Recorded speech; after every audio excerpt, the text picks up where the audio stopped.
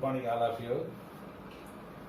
I am very happy to see you once again through this video. Today we are going to discuss one of the important unit in income tax subject, that is called income from house property. It is very simple unit.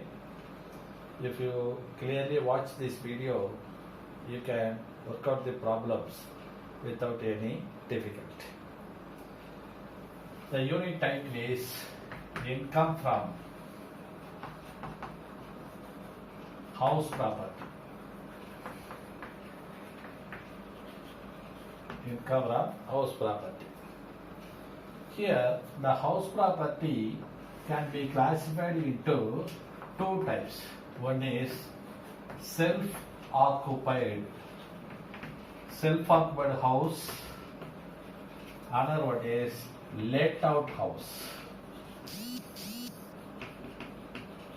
Self-occupied house property, another one is let out house property.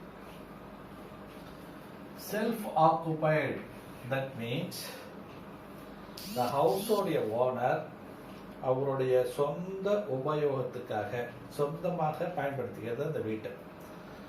இப்போ ஒரு வீடு இருக்கு, அவர் அவருடைய சொந்தமாக அவர் business பண்ணுறதுக்கோ அவருடைய residential பர்பஸ்க்கோ அவர் குடியிருக்கிறதுக்கோ house owner அவருடைய own பர்பஸ்க்கு யூஸ் பண்ணிக்கிட்டாரு அப்படின்னு சொன்னாங்க. அதுக்கு பேர் என்ன? செல்ஃப் ஆக்குபைட், சொந்தமாக பயன்படுத்திக்கிறது. அது அவருடைய குடியிருக்கிறதுக்காக ரெசிடென்ஷியல் பர்பஸ்க்காக பயன்படுத்தலாம், அல்லது அவர் பிஸ்னஸ் பண்ணுறதுக்கு கூட பயன்படுத்தலாம். இதே லெட் அவுட் அப்படின்னு சொன்னாக்க வாடகைக்கு வர்றது, மற்றவங்களுக்கு வாடகைக்கு விட்டுருவாரு. அப்போ ஒரு ஹவுஸ் ப்ராப்பர்ட்டியை ரெண்டு டைப்பாக யூஸ் பண்ணலாம். ஒன்று அவங்க சொந்த பர்பஸுக்கு ஓன் யூஸுக்கு பயன்படுத்தலாம். இப்படி ஓன் யூஸுக்கு பயன்படுத்துனாங்கன்னா நம்ம என்ன சொல்கிறோம்? செல்ஃப் ஆக்குபைடு அப்படின்னு சொல்கிறோம். அவங்க சொந்தமாக பயன்படுத்தாமல் பிறருக்கு வாடகைக்கு விட்டுறாங்க அப்படின்னு சொன்னாக்க அதுக்கு பேர் என்ன? Let out. ஸோ அது செல்ஃப் ஆக்குபைடாக இருந்தாலும் சரி அல்லது லெட் அவுட்டாக இருந்தாலும் சரி, இன்கம் ஹவுஸ் ப்ராப்பர்ட்டியை பொறுத்த வரைக்கும் எவ்வளவு ரூபாய்க்கு அவர் வாடகைக்கு விடுறாரோ அதை டேக்ஸபிள் இன்கமாக நம்ம ட்ரீட் பண்ண மாட்டோம்.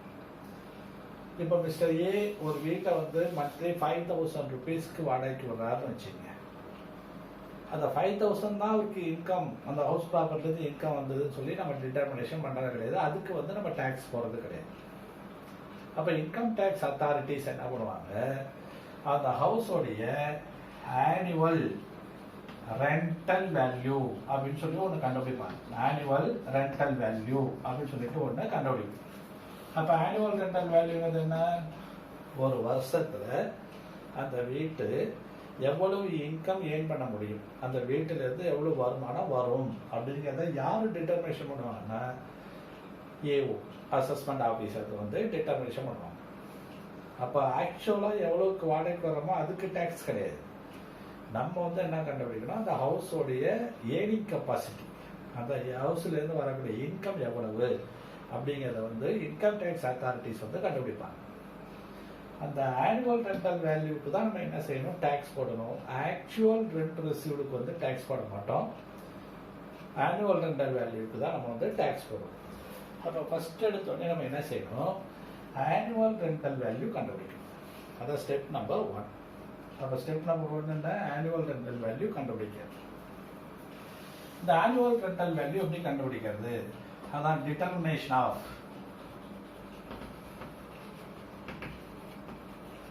annual rental value.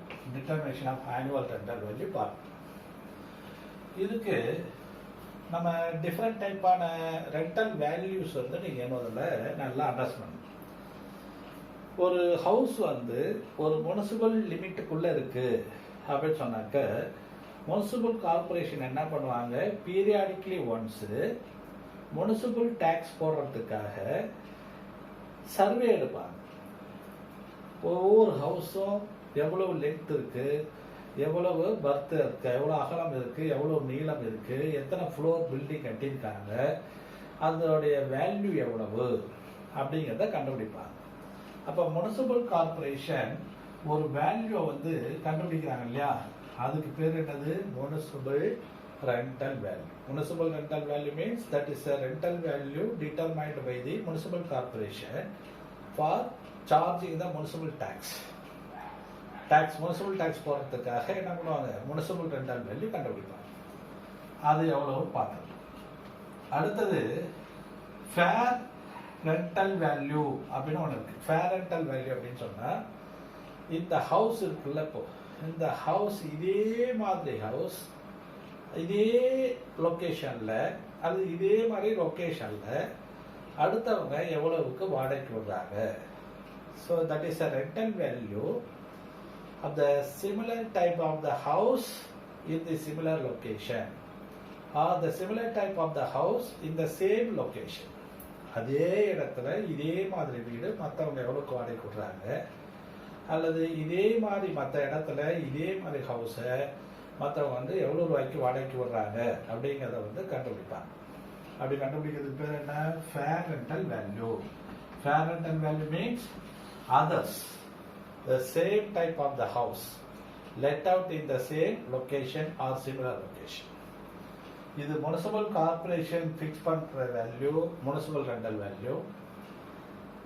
Other house owners, same type of the house owners in the same location or similar locationsல மொத்தம் வந்து எவ்வளவு வாடகைக்கு வராங்கிறது பேர் என்ன, fair rental value. அடுத்து ஸ்டேட் கவர்மெண்ட் என்ன செய்வாங்கன்னா, எவ்வளவு வாடகைக்கு விடணும், ஒரு பில்டிங் ஒரு ஸ்கொயர் ஃபீட் என்ன ரேட்டுக்கு வாடகைக்கு விடணும்னு சொல்லிட்டு ஸ்டேட் கவர்மெண்ட்டு ஒரு சிட்டி லிமிட்டு அல்லது டவுன் லிமிட்டில் பில்டிங்கை வந்து நம்ம எவ்வளோக்கு வாடகைக்கு விடணும்னு சொல்லிட்டு ரெண்ட் கண்ட்ரோல் ஆக்ட் அப்படின்னு ஒரு ஆக்ட், ரெண்ட் கண்ட்ரோல் ஆக்டின் படி ஸ்டாண்டர்ட் ரெண்டை வந்து ஸ்டேட் கவர்மெண்ட் ஃபிக்ஸ் பண்ணுவாங்க. அப்படி ஸ்டேட் கவர்மெண்ட் ஃபிக்ஸ் பண்ணக்கூடிய ரெண்டல் வேல்யூக்கு பேர் என்னது, according to the standard rent control act, that is called standard rental value. SR standard rental value. Then ஹவுஸோடைய ஓனர் அவர் வந்து எவ்வளவு ரூபாய்க்கு வாடகைக்கு வர்றாரோ அதான் actual rental value. This is called standard rental value. இது ஆக்சுவல் ரெண்டல் வேல்யூ. இது வந்து ஃபேர் ரெண்டல் வேல்யூ. இது வந்து municipal value. So municipal rental value, fair rental value, standard rental value, actual rental value அதை நல்லா அண்டர்ஸ்டாண்ட் பண்ணுங்க. Municipal corporation fix பண்ணக்கூடிய rental value பேர் என்ன, முனிசிபல் ரெண்டல் வேல்யூ. அதே மாதிரி வீடு அதே மாதிரி ஏரியாவில் அதை போல இருக்கிற மற்ற ஏரியாவில் அடுத்தவங்க எவ்வளோ வாடகைக்கு வர்றாங்கிறது fair rental value. State government rent control ஆக்டின் படி ஃபிக்ஸ் பண்ணக்கூடிய ரெண்டல் வேல்யூ பேர் என்ன, ஸ்டாண்டர்ட் ரெண்டல் வேல்யூ. அடுத்து இந்த பில்டிங்கோட ஓனர் ஆக்சுவலாக எவ்வளோக்கு வாடகைக்கு வர்றாரோ அதுக்கு பேர் என்ன, ஆக்சுவல் ரெண்டல் வேல்யூ. இது எல்லாத்தையும் நம்ம வந்து கன்சிடர் பண்ணிட்டு தான் என்ன கண்டுபிடிக்கணும், ஆனுவல் ரெண்டல் வேல்யூ கண்டுபிடிக்கணும், not actual rental value. We are going to determine the annual rental value with the help of these four things. So now you know the meanings of these four things. Now we are going to discuss how to determine annual rental value of a house property. First you take self-occupied house. The self-occupied house க்கு annual rental value எப்படி கண்டுபிடிக்கிறது, அதான் நீங்க first தெரிஞ்சுக்க வேண்டியது. முதல்ல நீங்க என்ன செய்யணும், முனிசிபல் ரெண்டல் வேல்யூ அதை எடுத்து எழுதிக்கணும். முனிசிபல் ரெண்டல் வேல்யூ எடுத்து ஃபர்ஸ்ட் எழுது. அதுக்கு அடுத்தது fair rental value, fair rental value வந்து அடுத்தது எழுது. எழுதிட்டு இந்த ரெண்டுல which ever is higher,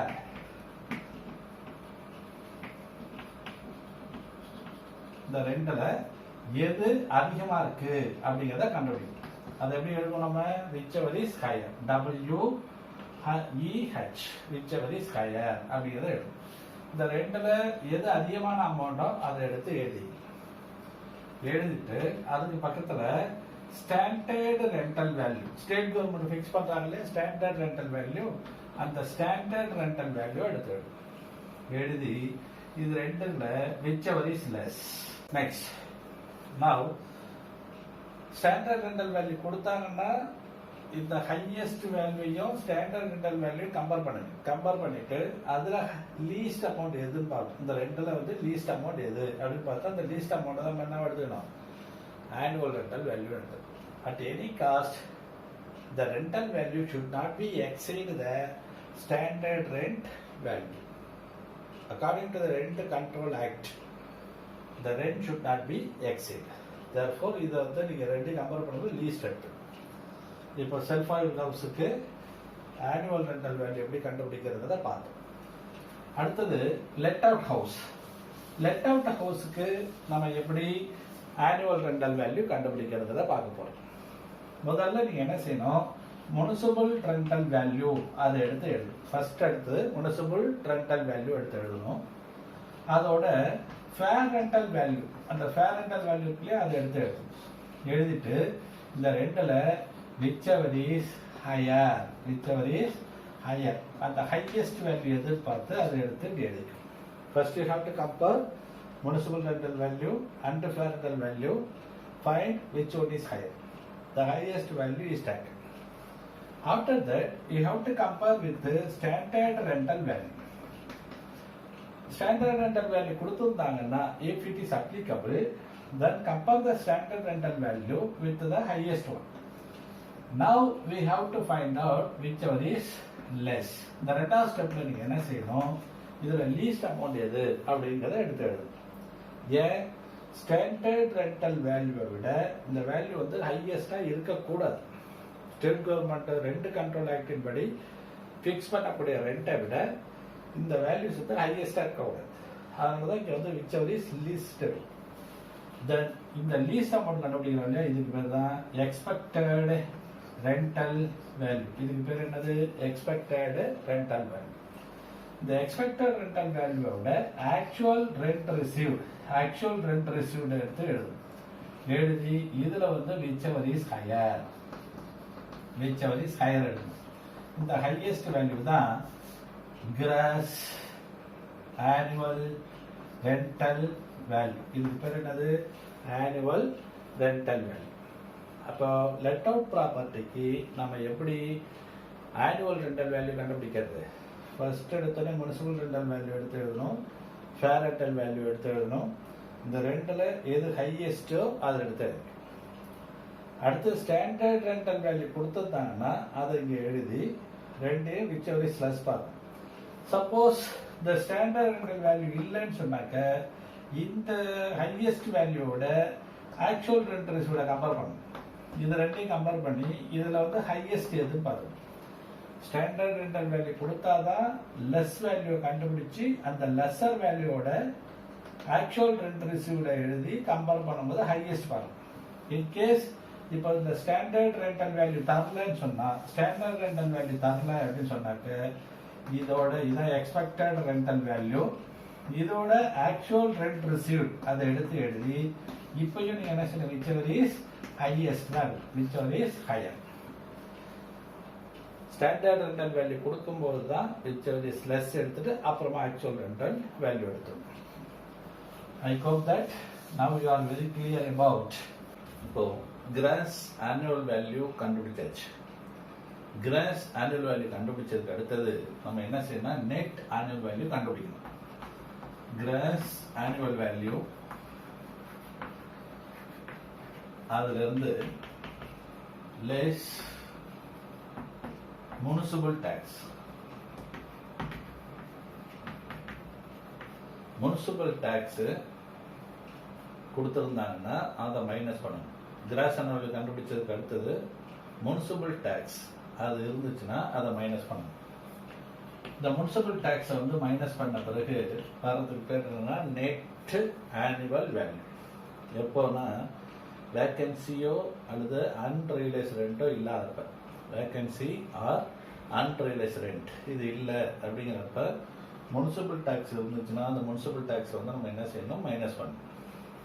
இந்த முனிசிபல் டாக்ஸ் அப்படிங்கிறதுக்கு என்னென்ன கண்டிஷன்ஸ், எப்பெல்லாம் நம்ம மைனஸ் பண்ணலாம், எப்பெல்லாம் வந்து மைனஸ் பண்ண கூடாது அப்படிங்கிறத பார்க்கணும். முனிசிபல் டாக்ஸை பொறுத்த வரைக்கும் ஓனர் பே பண்ணியிருந்தாருன்னா, பெய்டு பை தி ஓனர், அப்பதான் நீங்க என்ன செய்யலாம், மைனஸ் பண்ணலாம். If municipal tax paid by the tenant shall not be allowed as a deduction. இந்த முனிசிபல் டேக்ஸ் குடியிருக்கிற டெனன்ட் வந்து கட்டியிருக்காங்க, நகராட்சிக்கு வந்து வீட்டு வரி. அந்த வீட்டு வரியை குடியிருக்கிற டெனன்ட் வந்து பே பண்ணியிருந்தாருன்னா இங்க வந்து நம்ம என்ன செய்யக்கூடாது, லெஸ் பண்ணக்கூடாது. Municipal tax if it is paid by the owner then only it shall be allowed as a deduction.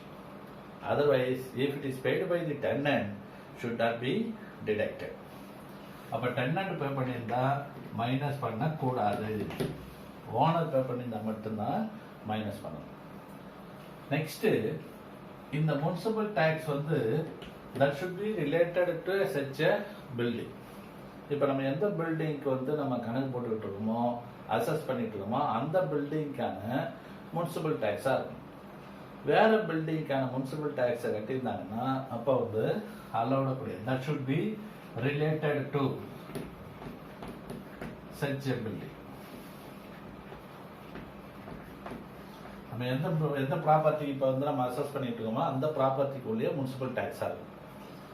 அடுத்தது, இந்த municipal tax that should be related to the relevant previous year. இப்போ நம்ம கட்டிருக்கிற இந்த முனிசிபல் டேக்ஸ் வந்து இந்த previous இயருக்கு உள்ள municipal டேக்ஸா இருக்கும். ப்ரொசீடிங் த ப்ரீவியஸ் இயருக்கு முன்னாடி இருக்கிற வருஷத்துக்கான முனிசிபல் டேக்ஸை பே பண்ணியிருந்தாங்கன்னா அப்போ லெஸ் பண்ணக்கூடாது. ரெலவெண்ட் ப்ரீவியஸ் இயர், இந்த ரெலவெண்ட் ப்ரீவியஸ் இயருக்குள்ளதான் இருந்தால் தான் நம்ம என்ன செய்யணும், லெஸ் பண்ணணும். அடுத்தது, இந்த முனிசிபல் டேக்ஸை பொறுத்த வரைக்கும் ஆக்சுவலி பெய்டு, உண்மையிலேயே பே பண்ணிருக்கணும். இப்ப payable or due or outstanding அப்படின்னு வந்துச்சுன்னா அதை வந்து நம்ம மைனஸ் பண்ணக்கூடாது. கிராஸ் ஆனுவல் வேல்யூ கண்டுபிடிச்சதுக்கு அடுத்தது நம்ம மைனஸ் பண்ண வேண்டியது என்னது, முனிசிபல் டேக்ஸ்.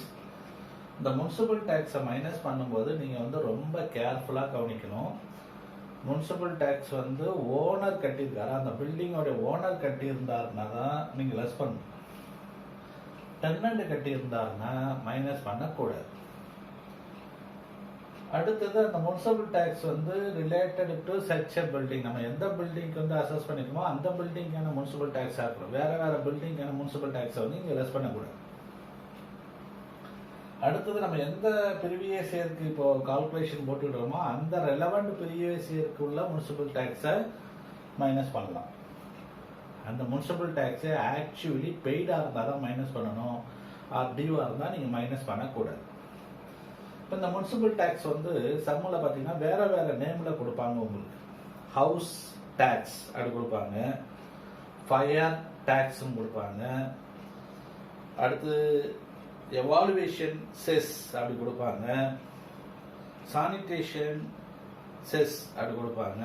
வேற ஏதாவது நேம்ல வந்து அந்த லோக்கல் அத்தாரிட்டி டாக்ஸ் வந்து லீவ் பண்ணிடும். அதாவது முனிசிபல் கார்பரேஷன் வந்து டாக்ஸ் போட்டிருக்கும். இதே வந்து அந்த ப்ராப்பர்ட்டிக்கு ஸ்டேட் கவர்மெண்ட் வந்து சில டாக்ஸ் போடுவாங்க. இந்த ஹவுஸ் ப்ராப்பர்ட்டி வந்து ஸ்டேட் கவர்மெண்ட் வந்து சில டாக்ஸ் போடுவாங்க. அந்த ஸ்டேட் கவர்மெண்ட் போடக்கூடிய டாக்ஸை நீங்க வந்து என்ன செய்யக்கூடாதுன்னா மைனஸ் பண்ணக்கூடாது. லோக்கல் அத்தாரிட்டி முனிசிபல் கார்பரேஷன் போடக்கூடிய டாக்ஸ் இருக்குல்ல, அதுதான் municipal tax or house tax or fire tax or water tax or evaluation cess அல்லது சானிடேஷன் செஸ் எப்படிங்கிற டிஃப்ரெண்ட் நேம்ல if it is levied by the local authority or municipal corporation then only it can be deducted. Different type of the taxes are levied on the house property by the state government. The tax levied by the state government should not be deducted as a municipal tax. So what are the conditions? Number one, the municipal tax must be paid by the owner or bear by the owner. Then only we can deduct it. Otherwise, if it is paid by the tenant, shall not be allowed as a deduction. Actually, then the tax paid that should be related to such a building, and also the tax paid that should be related to the relevant previous year. If it is related to the preceding the previous year, shall not be allowed. And finally, the municipal tax should be actually paid. If it is payable or due or outstanding, shall not be allowed as a deduction. There are different names are used for the municipal tax, house tax, water tax, then fire tax in different names are used. if it is any taxes levied by the state government on the house property should not be deducted as a municipal tax. இப்போ இந்த கண்டுபிடிச்சிக்கோங்க இல்லையா, இதுக்கு பேர் என்னன்னா net annual value. Net annual value simply என்ன எழுதுவோம்னா NAV, net annual value. எப்போ இதை வந்து நம்ம நெட் ஆனுவல் எடுத்துக்கலாம்?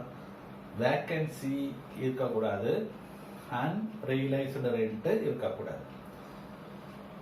இப்போ வேக்கன்சி இருக்கு. வேக்கன்சி அப்படின்னு சொன்னாக்க ஒரு வீடு வந்து வாடகைக்கு விடாம ஒரு மாசம் அல்லது 2 மாசம் பூட்டி கிடக்கு, அல்லது அந்த இயர் ஃபுல்லாவே வேக்கண்டா இருக்கலாம். சில பில்டிங் வந்து இப்போ 1 or 2 month வேக்கண்டா இருக்கு அப்படின்னு சொன்னாக்க நம்ம என்ன செய்யணும் அப்படின்னு சொன்னா, நீங்க முனிசிபல் இந்த கிராஸ் ஆனுவல் கண்டுபிடிக்கிறோம் இல்லையா, இப்போ கிராஸ் ஆனுவல் வேல்யூ கண்டுபிடிச்சாச்சு.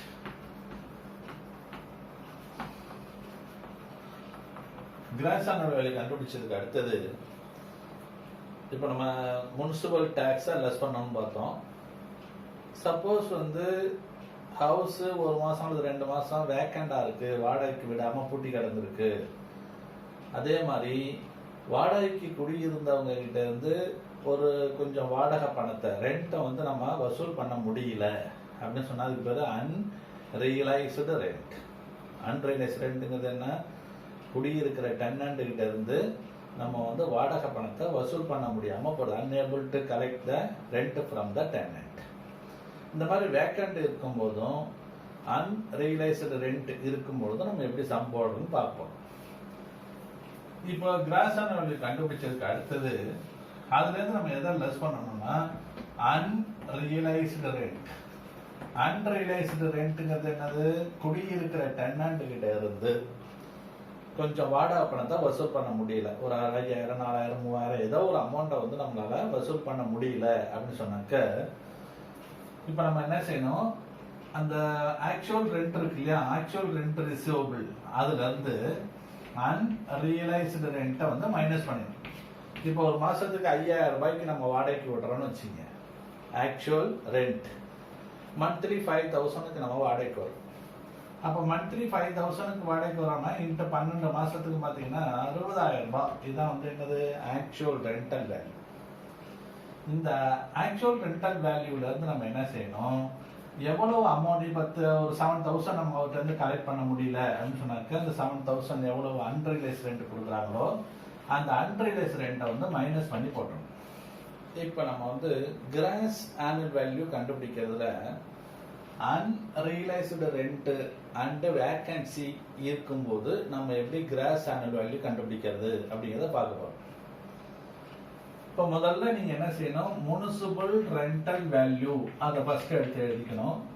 அடுத்து ஃபேர் ரெண்டல் வேல்யூ அதை பக்கத்தில் எடுத்து எழுதிட்டு இந்த ரெண்டுல விச்செவர் இஸ் ஹையர், அந்த விச்செவர் இஸ் ஹையர் எடுத்து எழுதிட்டு அடுத்தது ஸ்டாண்டர்ட் ரெண்டல் வேல்யூ அதை எடுத்து எழுது. இந்த ஸ்டாண்டர்ட் ரெண்டல் வேல்யூ எடுத்து whichever is less, whichever is lesser எடுத்த பிறகு இதுக்கு பேர் என்னது? Expected rental value. இதுக்கு பேர் எக்ஸ்பெக்டட் ரெண்டல் வேல்யூ. அடுத்தது இப்போ வந்து நம்ம இங்க என்ன செய்யணும்னா ஆக்சுவல் ரெண்டல் வேல்யூ அதை எடுத்து எழுதணும் இல்லையா, ஆக்சுவல் ரெண்டல் வேல்யூ. இந்த ஆக்சுவல் ரெண்டல் வேல்யூல இப்போ உதாரணமா ஒரு பில்டிங் வந்து 5000 rupeesக்கு பர் மந்த்துக்கு நம்ம வாடகை போடுறோம். Let out per month at 5 rupees, 5000 rupees. அப்ப 12 மந்த்துக்கு நம்ம என்ன செய்வோம்னா 60,000 rupees இல்லையா, இதுதான் வந்து என்னது? Actual rental value. இந்த ஆக்சுவல் ரெண்டல் வேல்யூல இருந்து டெனண்ட் கிட்ட இருந்து 1 or 2 மந்த்துக்கான வாடகையை நம்ம வசூல் பண்ண முடியல, அல்லது ஒரு 4000, 5000 அவர்கிட்ட இருந்து நம்ம கலெக்ட் பண்ண முடியல அப்படின்னு சொன்னா அந்த வசூல் பண்ண முடியாமல் இருக்கிற வாடகை பாக்கி இருக்கு இல்லையா, அந்த வாடகை பாக்கியை தான் நம்ம என்ன சொல்லுவோம்?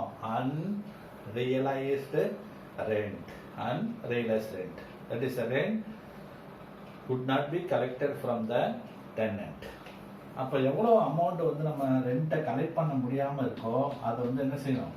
அன்ரியலைஸ்டு ரெண்ட் அப்படின்னு போட்டு இப்போ ஒரு 4000 கலெக்ட் பண்ண முடியல அப்படின்னு சொன்னா அந்த 4000 மைனஸ் பண்ணிட்டு மீதியே இங்க போட்டுட்டு இந்த ரெண்டுல whichever is higher, இந்த ரெண்டுல வந்து என்ன செய்யணும்? whichever is higher எடுக்கணும்.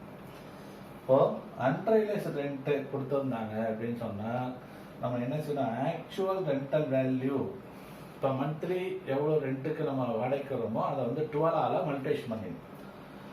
இது ஆக்சுவல் ரெண்டல் வேல்யூ. அந்த ஆக்சுவல் ரெண்டல் வேல்யூல இருந்து the part of the rent unable to collected from the tenant can be deducted from the actual rental value. இப்போ இந்த அன்ரியலைஸ்டு ரெண்ட் கொடுத்துருந்தாங்கன்னா அதை நம்ம என்ன செய்யணும், இந்த ஆக்சுவல் ரெண்டல் வேல்யூல இருந்து மைனஸ் பண்ணணும். ஸோ இதை எப்போ வந்து நம்ம மைனஸ் பண்ணலாம் அப்படின்னு சொன்னாக்க அதுக்கு சில கண்டிஷன்ஸ் கொடுத்துருக்காங்க. அந்த கண்டிஷன்ஸை வந்து ஃபுல்ஃபில் பண்ணிடணும்.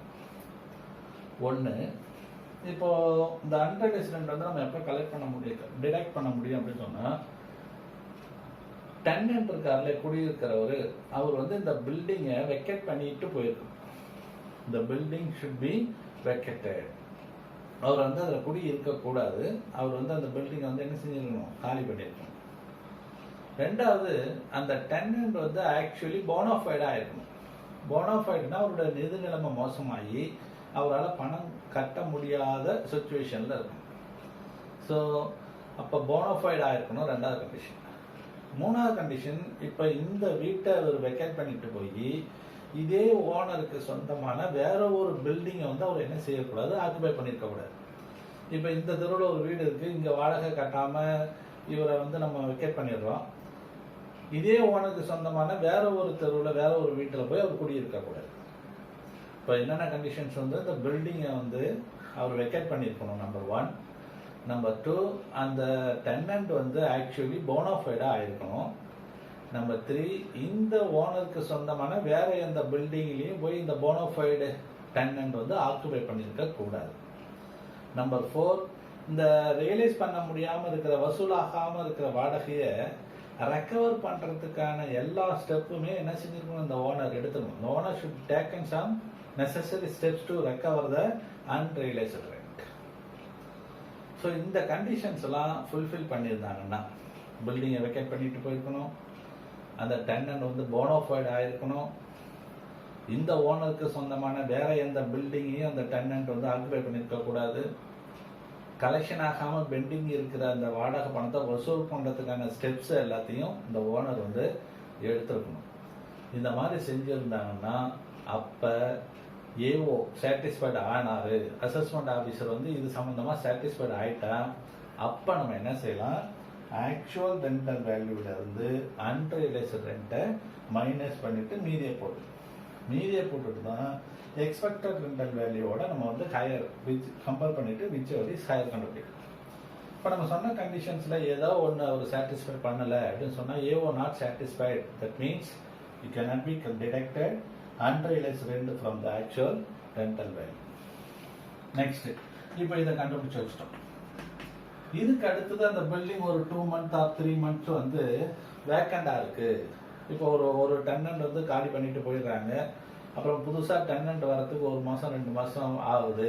அப்போ அந்த 1 or 2 months வந்து அந்த பில்டிங் வேக்கண்டா இருக்கு அப்படின்னு சொன்னாக்க அதுக்கடுத்து நம்ம என்ன செய்யணும், லெஸ் வேக்கன்சி அலவன்சஸ் அப்படின்னு சொல்லிட்டு வேக்கன்சி அலவன்சஸ் மைனஸ் பண்ணணும். இப்போ இது வந்து 1 yearக்கான வேல்யூ இல்லையா, அந்த 1 yearக்கான வேல்யூ, இந்த 1 yearக்கான வேல்யூஸ்ல இப்போ 2 monthக்குள்ள அமௌண்ட் எவ்வளவு, 2 months அந்த பில்டிங் வேக்கண்டா இருக்குன்னா இந்த 2 monthக்கான வேல்யூ எவ்வளோன்னு அதை கண்டுபிடிச்சி அதை இதுல இருந்து மைனஸ் பண்ண பிறகு வரதான் cross annual value.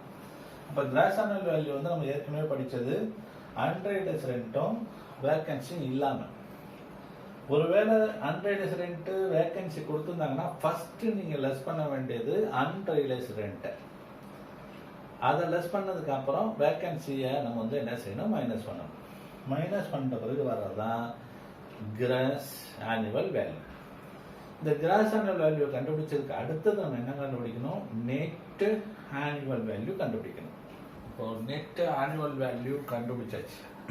Net annual value கண்டுபிடிச்சதுக்கு அப்புறம் நம்ம என்ன செய்யணும்னா அதுல இருந்து டிடக்ஷன்ஸ் கிடைக்கணும். டிடக்ஷன்ஸ் அண்டர் செக்ஷன் 24 அப்படின்னு சொல்லிட்டு இப்போ நெட் ஆனுவல் வேல்யூ கண்டுபிடிச்சதுக்கு அப்புறம் நெட் ஆனுவல் வேல்யூ கண்டுபிடிச்சாச்சு. தென் அதுல இருந்து என்ன செய்யணும்னா லெஸ் ஸ்டாண்டர்ட் டிடக்ஷன்.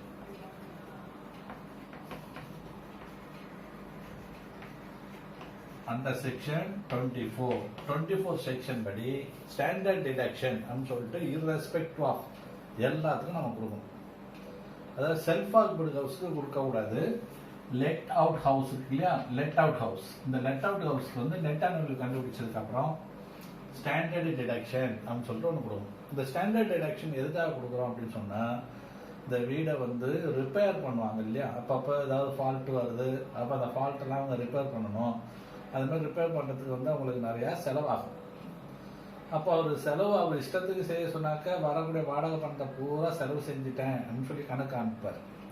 அதனால கவர்மெண்ட் என்ன பண்ணுறாங்க, இன்கம் டேக்ஸ் ஆஃபீஸர்ஸ் ஸ்டாண்டர்டாக நெட் ஆனுவல் வேல்யூவில் 30% வந்து என்ன பண்ணாங்க, மைனஸ் பண்ணிக்கலாம். Net annual value 30% of net annual value allowed as a deduction for cost of repair and collection charges. இந்த வீடை ரிப்பேர் பண்ணுறதுக்கு செலவாகும் இல்லையா, அந்த செலவுக்காகவும் வாடகை பணத்தை போய் வசூல் பண்ணி எடுத்து வரணும். இதை மாதிரி வசூல் பண்ணுறதுக்காக கூடிய செலவுக்காகவும் என்ன பண்ணலாம்னா, நெட் ஆனுவல் வேல்யூவில் ஒரு 30% வந்து அவங்க மைனஸ் பண்ணிக்கலாம். அப்போ 30% of net annual value is allowed as a deduction for cost of repair and collection charges.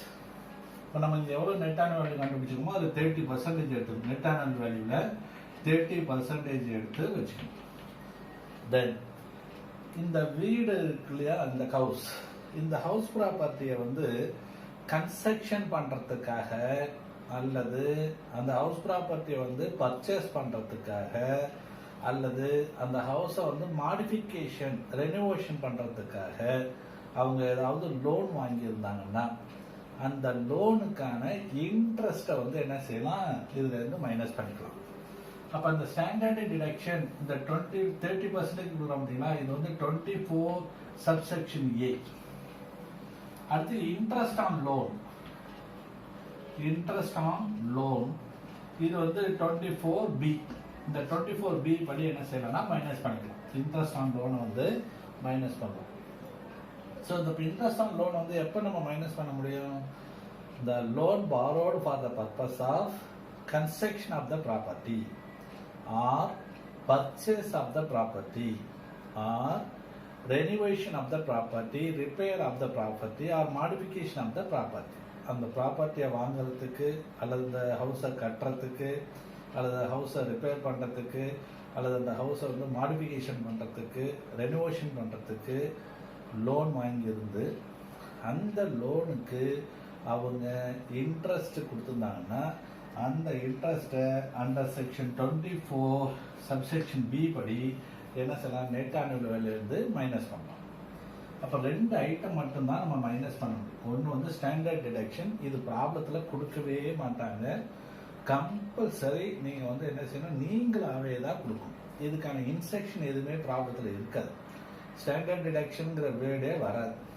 அப்போ வந்து once after arriving the net annual value suddenly you have to given 30% deduction for cost of repair and collection charges. Whether it is given in the problem or not, it is immaterial. You have to allow to deduct 30% of the net annual value for cost of repair and collection charges. But in case of interest of loan, if it is given in the problem, then only you can deduct it. If it is not given, you don't deduct the interest on loan. Then interest on loan கொடுத்தாக்க நீங்கள் வந்து check பண்ணணும் அந்த loan வந்து எதுக்காக வாங்கினாங்க. இப்போ வந்து agriculture பர்பஸுக்கு அல்லது அவருடைய பையனை வந்து மேற்படி படிப்பு இருக்கிறதுக்கு, அவரோட பொண்ணை வந்து ஹையர் எஜுகேஷன் கொடுக்கறதுக்கு, அல்லது பொண்ணுடைய மேரேஜுக்கு அல்லது பையனுடைய மேரேஜுக்கு அல்லது ஒய்ஃபுக்கு நகை வாங்கிறதுக்கு அல்லது வேற ஏதாவது கார் வாங்கிறதுக்கு வேற ஏதாவது பர்பஸுக்கு லோன் வாங்கியிருப்பாங்க. அதுக்கான இன்ட்ரெஸ்ட்டை நம்ம வந்து இங்கே அலோவ் பண்ணக்கூடாது. ஆனால் ப்ராப்ளத்தில் கொடுப்பாங்க இன்ட்ரெஸ்ட் ஆன் லோன் அப்படின்னு சொல்லிட்டு ப்ராக்கெட்டில் for son higher education, for daughter marriage, for going abroad, for purchase of car, இதை மாதிரி பர்பஸை கொடுப்பாங்க. Any other purpose then purchase of the building or construction of the building or renovation repair of the building the interest on loan shall not be allowed to deduct from net annual value. Okay. So இப்போ இந்த interest on loan வந்து ரொம்ப careful. இந்த ரெண்டை மட்டும்தான் நம்ம என்ன செய்யணும், இதுல இருந்து மைனஸ் பண்ணணும். வேற எந்த எக்ஸ்பென்சஸையும் நம்ம என்ன செய்யக்கூடாது, மைனஸ் பண்ணக்கூடாது. ஆனால் ப்ராப்ளத்தில் கொடுப்பாங்க ground rent, fire insurance premium, rent collection charges, then இதை மாதிரி வேற என்னென்னலாம் எக்ஸ்பென்சஸ் கொடுப்பாங்க. எந்த எக்ஸ்பென்சஸ் கொடுத்தாலும் சரிதான், நீங்கள் அந்த ப்ராப்ளத்தில் கொடுத்துருக்கிற எல்லா எக்ஸ்பென்சஸும் எடுத்துக்கவே கூடாது, சுத்தமாக விட்டணும். Any expenses given relating to the house you don't consider. Just you allowed 30% net annual value for cost of repair and collection charges. Collection charges வந்து கணக்கில் கொடுத்துருப்பாங்க, அதை எடுத்துக்கூடாது நீங்கள். அதே மாதிரி ரிப்பேர் பண்ணுறதுக்கான அமௌண்ட் ஏதாவது கணக்கில் கொடுத்தாலும் நீங்கள் எடுக்கக்கூடாது. கணக்கில் கொடுத்துருக்கிற ரிப்பேர் அமௌண்ட், கணக்கில் கொடுத்துருக்கிற cost of repair, rent, collection சார்ஜஸ்லாம் கணக்கில் கொடுத்துருக்கிறத நீங்கள் எடுக்கவே கூடாது, சுத்தமாக விட்டுணும். ப்ராப்ளத்தில் கொடுத்தாலும் கொடுக்கலனாலும் 30% நீங்கள் வந்து நெட் அனூலேருந்து மைனஸ் பண்ணணும். அது எதுக்காக? Cost of repair and collection charges under section 24 subsection E. Then 24 subsection B என்ன சொல்லுது? Interest on loan. இந்த இன்ட்ரெஸ்ட் ஆன் லோனுக்கு தான் முன்னாடியே சொல்லியிருக்கேன், அந்த பர்பஸ்க்கு மட்டும் வாங்கியிருந்தா மைனஸ் பண்ணணும். இப்போ இதே வந்து முன்னாடி ஒரு கடன் வாங்கி வீடு கட்டியாச்சு, அந்த கடனை அடைக்கிறதுக்கு புதுசாக ஒரு கடன் வாங்குவாங்க, அதுக்கு இன்ட்ரெஸ்ட் கொடுத்தாலும் நீங்கள் எடுத்துக்கலாம். அப்போ new loan purchase for settlement of the old loan. இந்த old loan borrowed for the purpose of construction or purchase of the building. அதை மாதிரி இந்த இன்ட்ரெஸ்ட் வந்து லேட்டாக கொடுத்ததுக்கு இன்ட்ரெஸ்ட்டுக்கு இன்ட்ரெஸ்ட் கொடுப்பாங்க. Interest on interest for delay payment. அது மாதிரி டிலே பேமெண்ட்டுக்கு ஏதாவது இன்ட்ரெஸ்ட் போட்டு வட்டி போட்டு கொடுத்தாங்கன்னா அதெல்லாம் நம்ம மைனஸ் பண்ணக்கூடாது. அந்த ஃபைன் அமௌண்ட்டெல்லாம் வந்து நம்ம எக்ஸ்ட்ரா அமௌண்ட்டெல்லாம் வந்து என்ன செய்யக்கூடாதுன்னா மைனஸ் பண்ணக்கூடாது. ஸோ இது ரெண்டை மட்டும் மைனஸ் பண்ணணும். Fire insurance premium, garage rent, ground rent, then collection charges, general expenses, maintenance expenses, இது மாதிரி எனி எக்ஸ்பென்சஸ் கொடுத்தா நீங்கள் அதெல்லாம் எடுத்துக்கவே கூட சுத்தமாக விட்டுட்டு இதுதான் taxable amount, taxable income from house property, taxable income from house property. இந்த இன்ட்ரெஸ்ட் ஆன் லோன் இல்லையா, இது செல்ஃப் ஆக்குபைடு ஹவுஸாக இருந்துச்சுன்னா, செல்ஃப் ஆக்குபைடு ஹவுஸாக இருந்துச்சுன்னா அதுக்கு 30% cost of repair and collection charges கிடையாது. 30% ஸ்டாண்டர்ட் டிடக்ஷன் கொடுக்க மாட்டாங்க. பட் எது மட்டும் நம்ம மைனஸ் பண்ணலாம், இன்ட்ரெஸ்ட் ஆன் லோன் மட்டும் நெட் ஆனுவல் வேல்யூ மைனஸ் பண்ணிக்கலாம். எதோடைய net annual value? Self occupied house பாருங்க, செல்ஃப் ஆக்குபைடு ஹவுஸ். அந்த செல்ஃப் ஆக்குபைடு ஹவுஸ்க்கு வந்து நெட் ஆனுவல் வேல்யூ கண்டுபிடிச்சதுக்கு அப்புறம் standard deduction under section 24 subsection A அது கிடையாது, ஏன்னா கலெக்ஷன் சார்ஜஸ் கிடையாது. பட் என்ன செய்யலாம்னா நம்ம வந்து இன்ட்ரெஸ்ட் ஆன் லோனை மட்டும் என்ன செய்யலாம், இதுல இருந்து மைனஸ் பண்றோம். அந்த இன்ட்ரெஸ்ட் ஆன் லோன் வந்து 1/4/1999க்கு முன்னாடி லோன் வாங்கியிருந்தாங்கன்னா, if the loan borrowed before 1/4/1999 30,000 rupees வரைக்கும் நம்ம என்ன செய்யலாம், மைனஸ் பண்ணலாம். 30,000 rupees வரைக்கும் allowed as a deduction. இதே வந்து ஆஃப்டர் 1/4/1999க்கு அப்புறம் லோன் borrowed பண்ணியிருந்தாங்கன்னா up to 2 lakhs வரைக்கும் நம்ம என்ன செய்யலாம், மைனஸ் பண்ணலாம். up to 2 lakhs interest amount. The interest amount வந்து 2 lakhs வரைக்கும் நம்ம இதுல இருந்து மைனஸ் பண்ணலாம். When the loan is borrowed after 1/4/1999, we can allow as a deduction up to rupees 2 lakhs. Suppose if the loan is borrowed before 1/4/1999, only 30,000 rupees alone can be deducted as a from the net annual value for interest on loan. இப்போ இதுல ஒரு condition என்ன சொல்லிருக்காங்கன்னா, என்னைக்கு loan interest on loan for self ஹவுஸ்டு house இருக்கு இல்லையா, அதுக்கு லோன் வந்து 1/4/1999க்கு முன்னாடி வாங்கியிருந்தாங்கன்னா 30,000 rupees வரைக்கும் நம்ம இன்ட்ரெஸ்ட் என்ன செய்யலாம், மைனஸ் பண்ணலாம். If the loan is borrowed after 1/4/1999, 99வது வருஷத்துக்கு அப்புறமா கடன் வாங்கியிருந்தாங்கன்னா இன்ட்ரெஸ்ட் வந்து 2 lakhs rupees வரைக்கும் நம்ம இதுல என்ன செய்யலாம், மைனஸ் பண்ணலாம். ஆனா லோன் வாங்கினதுல இருந்து 3 இயர்ஸுக்குள்ள இந்த பில்டிங் என்ன செய்யணும், கட்டி முடிச்சிடணும். கடன் வாங்கிட்டு அவங்க மட்டும் வீடை கட்டிகிட்டே இருக்கேன்னு சொல்லி 7-8 வருஷத்துக்கு கட்டக்கூடாது. So within 3 இயர்ஸ்க்குள்ளே கட்டிடணும். அப்படி வித்தின் 3 இயர்ஸ்க்குள்ளே இந்த லோன் வாங்கி வீடை கட்டலைன்னா 2 lakhs மைனஸ் பண்ண முடியாது. அப்போ வந்து வெறும் 30,000 rupees மட்டும் தான் மைனஸ் பண்ண முடியும். வித்தின் 3 இயர்ஸ்க்குள்ளே வீடை கன்ஸ்ட்ரக்ஷன் கம்ப்ளீட் பண்ணிட்டாங்கன்னா 2 lakhs வரைக்கும், இயர்லி 2 lakhs வரைக்கும் நம்ம என்ன செய்யலாம், மைனஸ் பண்ணலாம் interest on loan. So if you failure to complete the construction within the 3 years from the date of the borrowing, they can allow it to deduct only 30,000 rupees instead of rupees 2 lakhs. So from this point, please try to understand all the aspects. Once again see the video. The video திரும்ப போட்டு பார்த்து theory aspect ஃபுல்லாக நல்லா understand பண்ணுங்க. அதுக்கப்புறம் நம்ம நிறையா problems உங்களுக்கு ஒர்க் அவுட் பண்ணியிருக்கோம் கிளாஸில். அந்த கிளாஸில் ஒர்க் அவுட் பண்ண கணக்கெல்லாம் போட்டு பாருங்கள். அதில் ஏதாவது டவுட் வந்துச்சுன்னா உடனே நீங்கள் எனக்கு ஃபோன் பண்ணி கேளுங்க. All the best. Thank you very much.